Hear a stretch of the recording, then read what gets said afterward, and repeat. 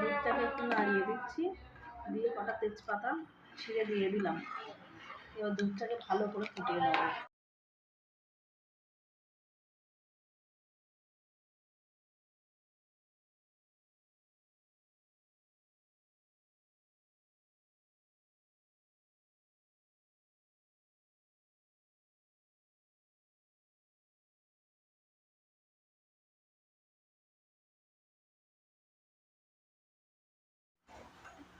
এটাকে ভালো করে ফুটিয়ে এর মধ্যে আমি লাচ্চাটা দিয়ে দেবো। এবারে দুধটা নামিয়ে নিলাম, লাচ্চাটা দিয়ে দেবো।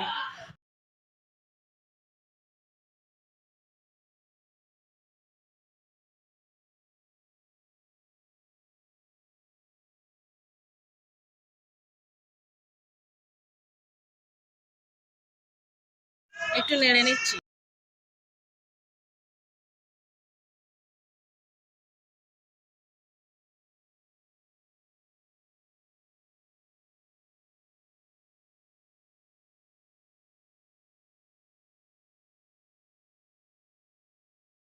এবারে লাচ্চাটাকে ভালো করে নেড়ে নিচ্ছি।